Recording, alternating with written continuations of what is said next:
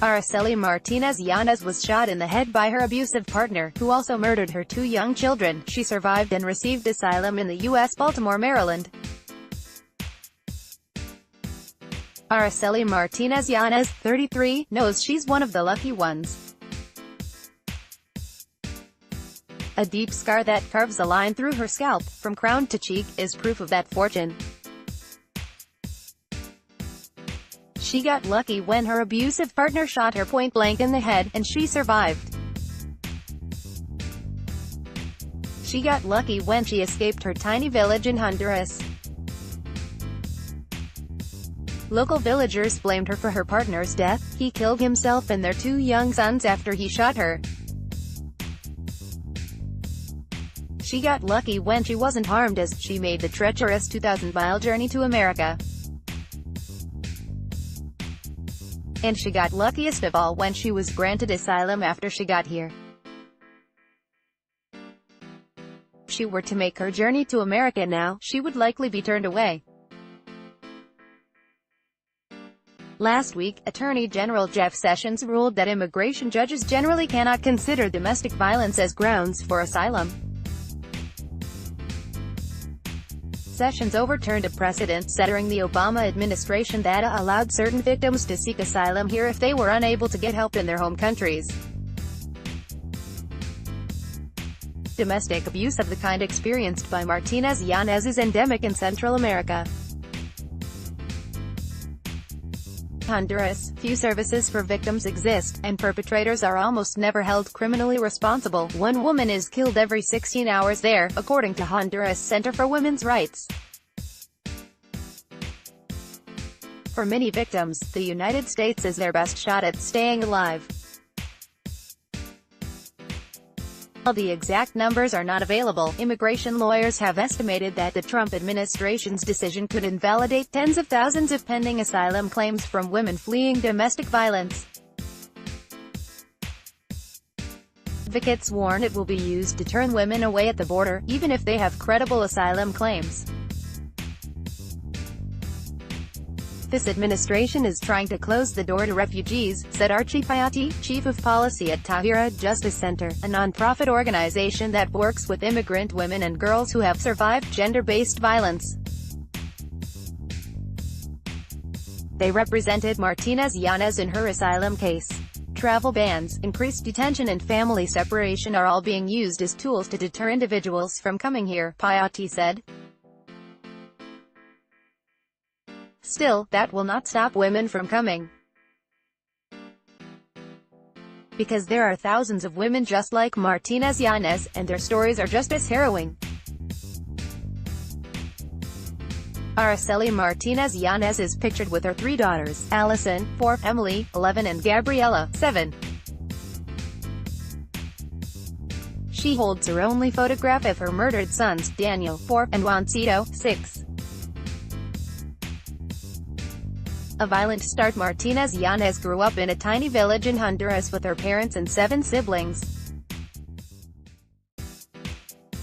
Her family made a living by selling homemade horchata, a sweet drink made from milky rice, and jugo de marañón, cashew juice. They also sold fresh tortillas out of their house. Her childhood was simple and happy. But after she turned 15, a man in her village named Sorto became obsessed with her. At her cousin's wedding, he tried to dance with her. She pushed him off. He was 15 years her senior, and gave her the creeps. A few days later, Martinez Yanez said, he waited outside her house with a gun and kidnapped her. He took her to a mountain and raped her repeatedly. I wanted to die, she told HuffPost through an interpreter at her home in Baltimore on Tuesday. I felt dirty. He said that I was his woman, and that I would not belong to anyone else. As she told her story, she rubbed her legs up and down, physically uncomfortable as she recalled the terrible things that had happened to her. Over the next 6 years, she said, Sorto went on to rape and beat her whenever he pleased. In the eyes of the village, she was his woman, just like he said. She got pregnant immediately, giving birth to her first son, Juancito, at 16, and her second son, Daniel, at 18. Sorto would come and go from the village, as he had a wife and children in El Salvador. But when he wasn't there, she said she was watched by his family. As for help, there were no police in her village, she said. She had seen what happened to other women who traveled to the closest city to report abuse. It made things worse. The police did nothing, and the abuser would inevitably find out. I felt like I was worthless, like I had no value, she said. A few years after her sons were born, she became friends with a local barber who cut her children's hair. He was sweet and respectful, nothing like Sorto, she said. They began a secret relationship. Sorto had been gone from the village for a few years, and Martinez Yanez hoped she was free of him. Then she got pregnant. Scared that Sorto would find out, she fled to San Pedro Sula, a city in the north of the country. She didn't tell anyone where she had gone. But Sorto found her anyway. He called her on the phone and told her if she did not come back to the village within the next 24 hours, he would kill her family, she said. Martinez Yanez got on the next bus back. A few days after she returned, she said, Sorto told her that he was taking her and their 2 boys to the river. He brought a hunting rifle with him. The family walked through the mountainside. Martinez Yanez recalled handing her children some sticks to play with, and crouching on the ground with them. Then she felt the rifle pressing into her head. The rest is a blank. Sorto shot her in the back of the head, and killed her 2 sons, before shooting himself. Juancito was 6, Daniel was 4. Somehow, Martinez Yanez, 5 months pregnant, survived. She was hospitalized for months and had to relearn to walk and talk. She is still deaf in one ear, and has numbness down one side of her body. When she returned home to the village, she said, people threw rocks at her and called her names. Someone fired a gun into her house. Someone else tried to run her over with a bicycle. The community blamed her for the killings because she had tried to leave Sorto, she explained. His family wanted to avenge his death. The whole village was against me, she said. Children, adults. I couldn't go anywhere by myself. A few months later she gave birth to a girl, Emily, but she was overwhelmed with stress. On top of grieving the death of her 2 sons, learning to live with a traumatic brain injury, and caring for her newborn, she was constantly worried about being killed by people in her village. It was too much. She eventually fled to Tegucigalpa, the capital of Honduras, but Sorto's family found her there too, she said. In a last-ditch effort to save Martinez Yanez's life, her family paid over $7,000, an enormous sum for the family, to a coyote, a person who helps smuggle people across the border to the U.S. Emily, who was now 2, had to stay behind. They couldn't afford to send her, too. Martinez Yanez made the heartbreaking decision to go alone. The journey to freedom she left in the middle of the night, traveling with a group of 4 or 5 people. They were transported in a van for part of the trip, and then in taxis. There was very little to eat or drink, she said, and she barely slept. Her stomach was upset and she suffered from debilitating headaches.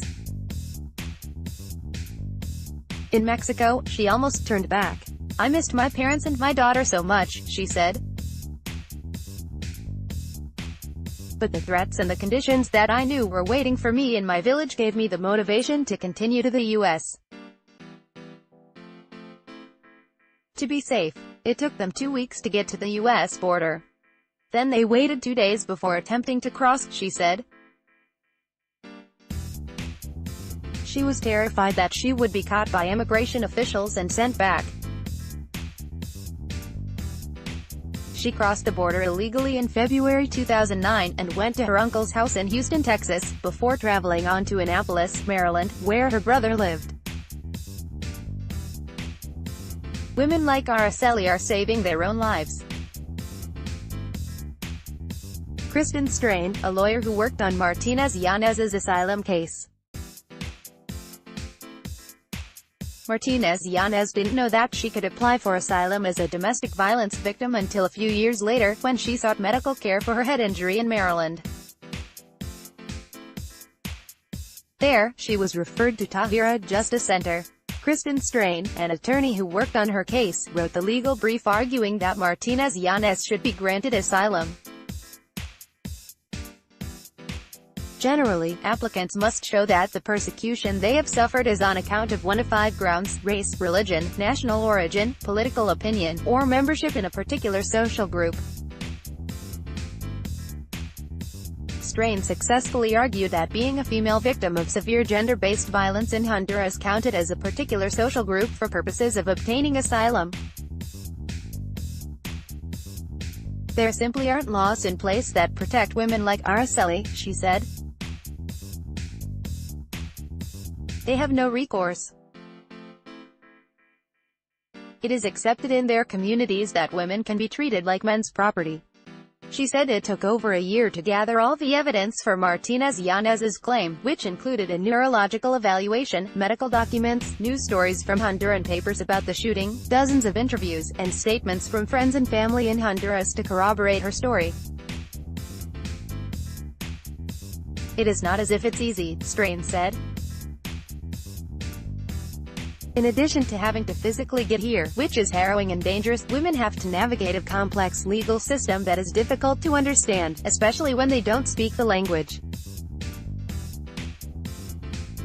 It's hard for them to even know what their rights are, let alone find an attorney who can advocate for them. Women like Araceli are saving their own lives, she went on. Martinez Yanez was granted asylum in 2013. Her daughter, Emily, was allowed to join her in 2014. While they talked on the phone regularly, the mother and daughter had not seen each other for 5 years. Martinez Yanez watches her daughters play outside the family's Baltimore apartment, a new life in her Baltimore home, more than 3,000 miles from the tiny village in Honduras where she was raised. Martinez Yanez likes to be surrounded by photos. They remind her of those she had to leave behind. There's one of her sister graduating college. Another of her parents beaming happily.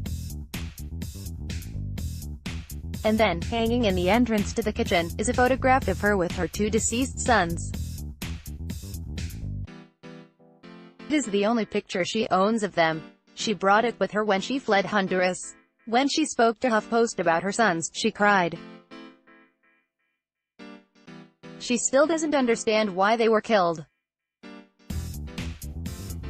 Since she's been in the U.S., Martinez Yanez has expanded her family. Emily, who is 11, now has 2 sisters, Gabriela, 7, and Allison, 4. I'm very fortunate to be able to have my daughters with me, she said. I can't ask for anything better to happen. I am so happy with my life. Martinez Yanez still struggles with the repercussions of being shot in the head. She is forgetful and can get confused easily. She said she has to put every appointment she has in her phone with an alarm, otherwise she'll miss it. She said she was grateful that she was granted asylum, and heartbroken for other women who may not have the same opportunity she did. Just feel so sad that other women in my situation, or even in worse situations than mine, will not be allowed in the country anymore, she said. Here, I don't have to hide or run away from anyone, more like this. There were 2 mass shootings in Texas last week, but only one on TV the day domestic violence came to church. The most common type of mass shooting is one you never hear about. Download. Do you have information you want to share with HuffPost? Here's how.